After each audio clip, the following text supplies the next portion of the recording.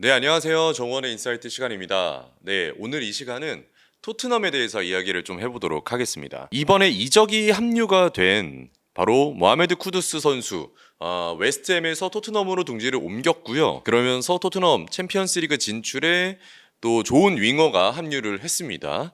그리고 이제 추가로 현재 지금 모건 깁스 화이트 선수가 노팅엄에서 바이아웃이 발동이 되면서 토트넘으로 이적이 될 것이라는 이야기가 굉장히 많습니다. 그래서 아직 이적 확정이 되지 않았고 노팅엄 측에서도 이 이적 사가에 약간의 문제가 좀 있거든요. 완벽하게 해결되지는 않았습니다만은 그래도 모건 깁스 화이트가 토트넘에 합류를 하게 된다면 어떤 것들을 줄 수 있는지, 쉽게 말해서 쿠두스와 깁스 화이트가 토트넘에 왜 합류를 해야 되는지, 합류한다면 어떤 것들을 줄 수 있는지에 대해서 이야기를 해보도록 하겠습니다. 모하메드 쿠두스 선수에 대해서 먼저 이야기를 해볼게요. 모하메드 쿠두스 선수가 어떤 선수인지, 자, 모하메드 쿠두스에 대한 지표가 나오고 있는데 2023-2024 시즌 그리고 2024-2025 시즌에 웨스트햄에서 뛰면서 현재 모하메드 쿠두스가 어디서 뛸 수 있는지가 지금 나오고 있습니다. 모하메드 쿠두스 같은 경우에는 왼발을 활용하는 윙어라고 보시면 될 것 같고, 특히나 오른쪽 윙어에서 뛰었던 게 전체 시간에서 40% 정도가 차지를 하고, 특이한 부분이나 본다면 오른쪽, 왼쪽, 가운데 그리고 스트라이커 혹은 낮은 4-4-2 블록의 왼쪽과 오른쪽 윙어까지 활용할 수 있는 정말 공격적인 부분에 있어서 다양한 위치에서 경기를 풀어내줄 수 있는 선수임을 저희가 확인할 수 있습니다. 모하메드 쿠두스 선수를 어떻게 정리할 수 있냐? 일단 제가 먼저 내용을 설명드리기 전 제가 느꼈을 때 모하메드 쿠두스는 연결 그리고 쿠두스 주변엔 늘 공간이 있다.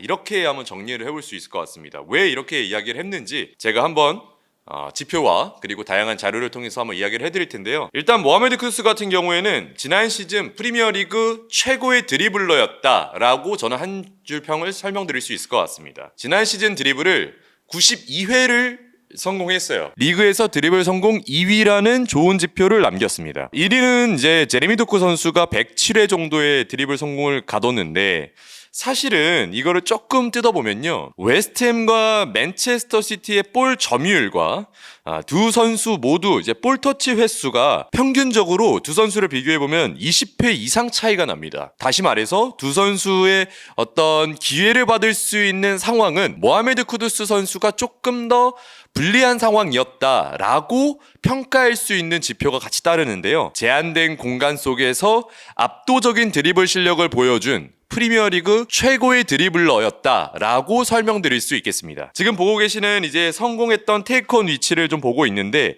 정말 다양한 위치에서 테이크온 위치가 좌표가 찍히고 있고, 성공적인 드리블에 대한 부분도 제한적인 위치가 아니라 정말 경기장 전천후적으로 많은 부분에서 발자국이 찍히고 있습니다. 네, 그러면 이제 드리블과 토트넘 그리고 모하메드 쿠두스를 연결을 해보면요, 토트넘 같은 경우에는 지난 시즌 리그에서 가장 많은 드리블 시도를 한 팀입니다. 그리고 가장 낮은 성공률을 보인 팀이기도 합니다. 토트넘 같은 경우에는 그 어느 팀보다 드리블 시도를 많이 했었죠. 790회라는 드리블 시도를 했지만 성공 횟수는 9위에 위치를 하고요. 실질적으로 성공률은 39%에 해당합니다. 드리블 시도 자체는 굉장히 많았지만 실패에 가까운 드리블 옵션들이 있었어요. 특히나 지난 시즌 포스테코글루 감독 같은 경우에는 직선적으로 빠르게 뛸 수 있는 드리블을 주문을 했었고, 이러한 부분들은 리그 내 최고의 속력을 가지고 있다고 평가를 받는 토트넘 선수들이었지만 상대를 제치는 드리블에서만큼은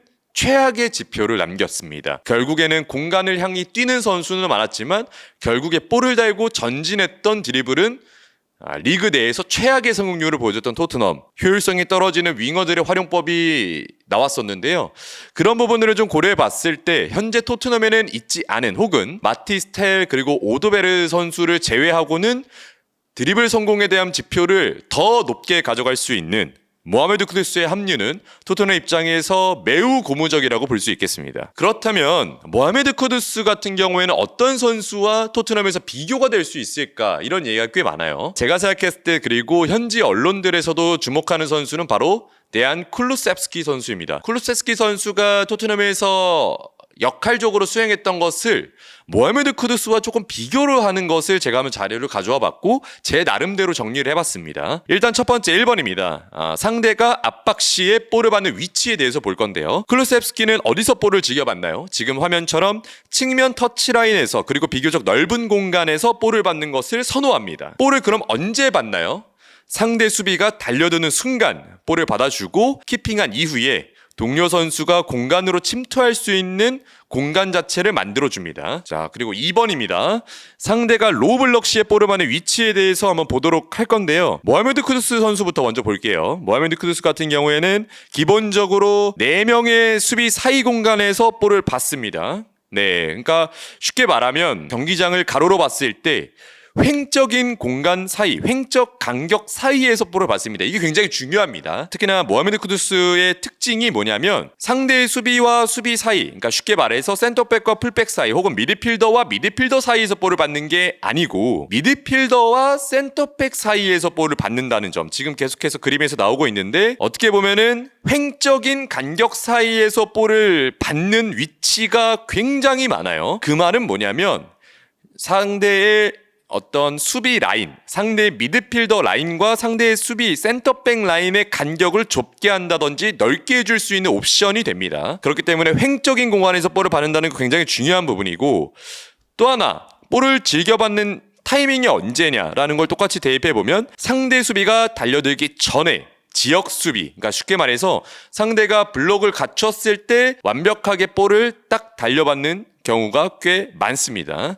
이런 부분을 고려해 봤을 때 클루세스키는 와일드하게 사이드, 터치라인 쪽에서 볼을 받아주는 게 꽤 많다면 오히려 쿠두스는 횡적인 공간, 미드필더와 수비 사이, 미드필더와 공격수 사이 공간에서 볼을 받아준다는 점. 그 말은 상대의 백라인과 상대의 미들라인의 간격을 조절을 시킬 수 있는, 그러니까 쉽게 말해서 조금 수비를 애매하게 만들 수 있는 내려앉은 수비를 상대로도 그 사이 공간에서 볼을 잘 받아줄 수 있다는 점, 횡적인 사이 공간에서 볼을 받아준다, 이 부분을 체크해 볼 수 있겠습니다. 단편적으로 앞서 말씀드린 거에 보강 설명을 해드리면 드리블에서는 클루세스키와 모하메드 쿠두스는 큰 차이가 있습니다. 쿠두스 같은 경우는 드리블 시도를 195회 시도했고 성공률은 47%에 해당하지만 반대로 클루세스키 같은 경우는 드리블 시도 성공률이 31.9%예요. 그 말은 약 17%, 16% 정도의 어떤 큰 차이를 보이고 있는 두 선수 간의 드리블 시도, 드리블 성공률이라고 볼 수 있겠습니다. 모하메드 쿠두스가 토트넘에 줄 수 있는 거 두 번째, 모하메드 쿠두스는 스트라이커가 가능하다는 점입니다. 지금 보이는 장면에서도 스트라이커로서의 면모를 보여주고 있는데 지금 보면 기본적으로 스트라이커를 봤을 때 장점이 발휘가 되는 부분들이 있거든요. 일단 사진들을 보면 기본적으로 제로톱 혹은 가짜 9번처럼 움직일 수 있는 옵션이 됩니다. 쿠두스를 톱으로 놓는다면 중앙적인 수적 우위 상황에서도 플러스 1을 가져가는 경우가 꽤 많고요. 근데 이제 제가 이러한 톱 움직임에서도 영상을 봤지만 조금 특이하다고 생각이 되는 건 앞서서 볼을 받는 위치와도 연관이 있습니다. 쿠두스가 볼을 받는 위치, 횡적인 간격에서 볼을 받는다고 말씀을 드렸는데 이건 역시도 스트라이커, 가짜 9번으로 연결을 했을 때도 그 사이 공간에서 볼을 계속 받아주고 있거든요. 미드필더와 수비 사이, 지금 그림 보면은 미드필더와 수비 사이 공간에서 볼을 받으려는 위치 선정이 있죠. 그 사이 공간에서 볼을 받아주면서 상대의 백라인, 특히나 미드필더의 뒷공간, 미드필더의 등 뒤에서 교묘한 움직임을 가져가는 게 바로 모하메드 쿠두스의 톱 효과입니다. 이렇게 상대 미드필더의 등 뒤에서 활동적인 움직임을 가져가다 보니 문제는 어디서 발생이 되냐? 바로 상대 미드필더의 간격이 좁아진다는 점에서 발생이 되고, 그렇게 된다면 쿠두스의 동료들, 쉽게 말해서 토트넘의 중앙 미드필더들에게 조금 더 좋은 찬스가 만들어질 가능성이 굉장히 높다는 거고요. 그렇게 되면 측면 자원들이 중앙으로 들어오면서 혹은 중앙에 있는 자원들이 조금 더 다양한 위치에서 다양한 동선을 가져가는 것도 연결고리 지어서 생각해 볼 수 있는 또 다른 옵션이 될 수 있습니다. 두 번째로는 톱을 봤을 때의 장점은 바로 반대 전환 플레이에 대한 지원 역할도 해줄 수 있다는 거예요. 지금도 쿠두스는 제가 앞서 말씀드렸죠. 횡적으로 봤을 때 미드필더의 뒷공 공간, 미드필더의 등 뒤에서 볼을 받으려고 나오는 움직임이 꽤 좋다. 지금 그림에서도 보여지고 있고 여기서 바로 원터치를 통해서 다이렉트하게 반대 전환을 위한 시발점이 되고 있습니다. 네, 그렇다면 모하메드 쿠두스는 페널티 박스 근처에서 어느 공간을 가장 좋아할까요? 그리고 어느 공간에서의 이해도가 가장 좋을까요? 첫 번째 그림을 보면서 설명을 드리겠습니다. 일단은 모하메드 쿠두스 선수가 입스위치 경기에서 보여줬던 장면인데 지금 딱 저 볼을 받는 저 네모가 되어 있는 저 공간에서 볼을 받는 경우가 굉장히 많습니다. 저 공간, 쉽게 말해서 컵백이 일어나기 직전에 페널티 박스 아크에서 살짝 벌어져 있는 저 공간에서 볼을 받는 경우가 꽤 많고 저 위치에서는 드리블도 가능하고 슈팅도 가능하고 동료를 활용한 움직임도 가능합니다. 두 번째 장면을 보시죠. 박스 뒤쪽으로 돌아 들어가는 오버래핑을 가져갑니다. 박스 안으로 침투할 때는 모하메드 쿠두스 같은 경우에는 언더래핑보다는 오버래핑을 가져가는 경우가 꽤 많아요. 상대의 백라인, 특히나 상대의 풀백 라인 뒤쪽에서 대기를 하고 있다가 확실히 터치라인 끝에서 안쪽 동선으로 출발하면서 상대의 간격 사이를 침투시키는 움직임이 꽤 좋은데 이러한 부분이 박스 바깥에서 안으로 침투할 때 꽤 많고요. 그렇다면 오히려 측면으로 침투할 때는 또 이런 그림이 있습니다. 노팅엄과의 경기인데 자 완비사카가 상대 수비를 고정시킨 이후에 그 수비의 수비 사이 공간 뒤쪽 공간으로 언더래핑을 또 돌아 들어가고 있어요. 그러니까 측면으로 침투할 때는 언더래핑, 박스 안으로 들어갈 때는 오버래핑 한 이후에 안쪽 동선을 가져가는 게 모하메드 쿠두스가 가장 좋아하는 동선이고 1번에서 보여줬다시피 1번에서 보여줬던 그 좁은 공간이 모하메드 쿠두스가 가장 좋아하는 공간입니다. 지금은 이제 동료를 활용하는 쿠두스인데요. 본인이 이제 즐겨하고 위협적인 찬스를 동료에게 만들어줄 수 있도록 상대 수비를 본인에게 끌어당긴 이후에 본인이 좋아하는 위치로 동료들을 불러일으키고 있습니다. 이러면서 박스 안 유효 공간도 만들어주고 쉽게 말해서 컵백 각도에서의 그 살짝 벗어난 그 공간에서의 어떤 위협적인 이해도가 매우 좋다. 이렇게 볼 수 있는 장면들이 꽤 많고요. 모하메드 쿠두스 같은 경우에는 톱으로 섰을 때 그리고 윙어로 섰을 때 역시 압박에도 능한 모습을 보여주고 있습니다. 모건 기스 화이트에 대해서 이야기를 해보겠습니다. 모건 기스 화이트, 노팅엄 유럽대항전 진출의 핵심 에이스 역할을 했던 선수죠. 리그 34경기 7골 8개의 도움, 구단 역사상 3시즌 10골 이상 관여한 선수는 모건 기스 화이트가 최초입니다. 2014-2025 시즌 노팅엄이 터뜨린 득점의 25%에 직접적으로 관여한 모건 깁스 화이트입니다. 리그에서 찬스 메이킹 팀 내 1위, 그리고 제한된 공격 횟수 속에서 결과를 만들어냈다고 평가를 받고 있는데요. 모건 깁스 화이트 같은 경우에는 현재 바이앗 관련돼서 이슈가 좀 있긴 합니다만은 그래도 토트넘에 합류하지 않을까 이런 의견이 꽤 많습니다. 모건 깁스 화이트가 주로 뛰었던 위치에 대해서 한번 보도록 하겠습니다. 모건 깁스 화이트는 주로 중앙에서 뛰었습니다. 특히나 공격형 미드필더, 쉽게 말해서 CAM이라고 볼 수 있는 위치에서 뛰었었고 전체적인 대형 자체는 4-2-3-1 형태에서 중앙 공격형 미드필더 위치를 뛰었어요. 혹은 3백을 썼을 때도 공격형 미드필더 위치를 뛰었습니다. 4-3-1-2에서 1에 대한 공격형 미드필더 위치를 같이 수행을 했었고요. 왼쪽과 오른쪽으로 경기 중에 다양한 동선을 가져가는 경우도 있지만 이번 시즌 노팅엄 같은 경우에는 3백이 아닌 4백 밸런스를 썼을 때는 4-2-3-1에 가운데 공격형 미드필더에서 다양한 동선을 가져가면서 엘랑가와 크리스 우드와 함께 합을 맞추던 모건 깁스 화이트였습니다. 네, 모건 깁스 화이트에 대한 포인트를 몇 가지를 가져왔습니다. 첫 번째, 압박입니다. 사실 모건 깁스 화이트 같은 경우는 프리미어리그 내에서 2092회의 압박을 가져가면서 프리미어리그에서 16번째로 많은 압박을 가져간 선수로 손꼽힙니다. 압박에 능한 모건 깁스 화이트의 장점을 극대화시킬 수 있어야 하는 토마스 프랭크 감독이고 반대로 토마스 프랭크 감독의 공격형 미드필더 압박 형태를 이해하고 습득해야 하는 모건 깁스 화이트가 되겠습니다. 두 번째입니다. 공을 갖고 있을 땐 그럼 어떨까요? 바로 온더볼 상황에서의 지표를 좀 볼 수 있는데요. 첫 번째로는 온더볼 시 제임스 메디슨과 비교해도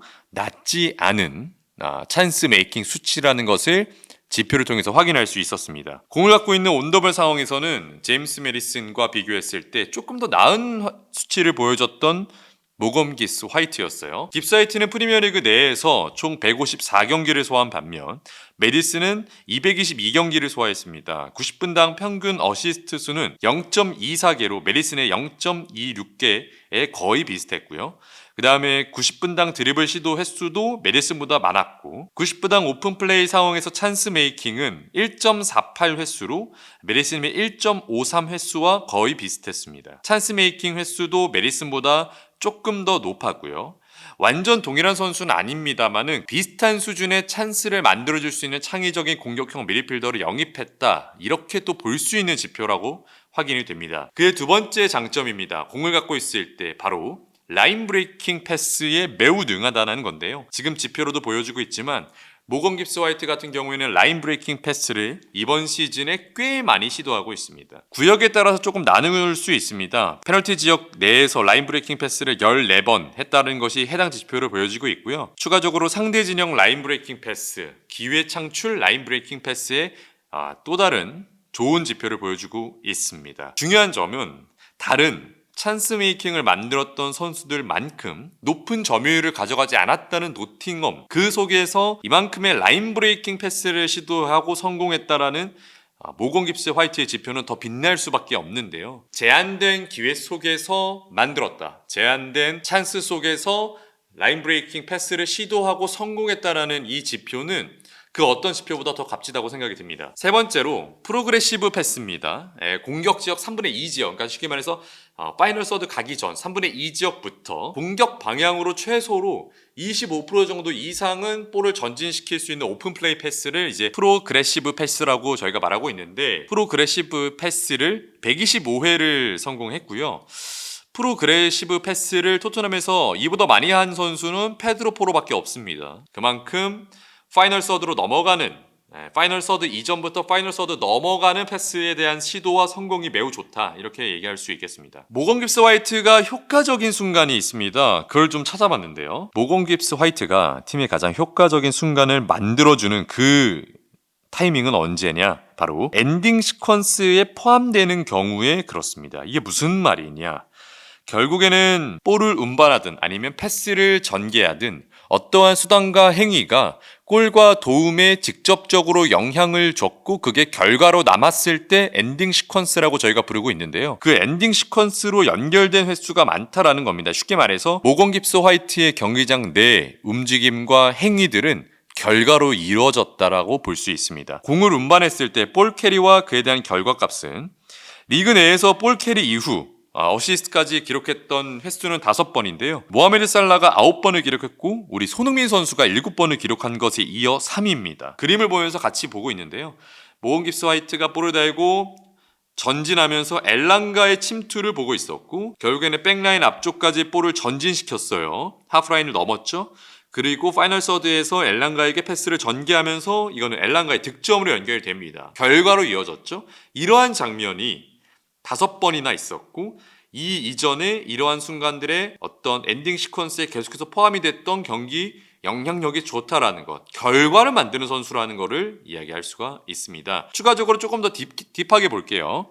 가장 많은 오픈 플레이 엔딩 시퀀스에 참여했습니다. 쉽게 말해서 빌드업 투 슛, 찬스 크리에이트, 슛, 여러 가지 상황 모두 결과로 이어졌던 그 참여에 148회, 팀에서는 가장 많은 참여를 이끌어냈었던 모건 깁스 화이트였고요.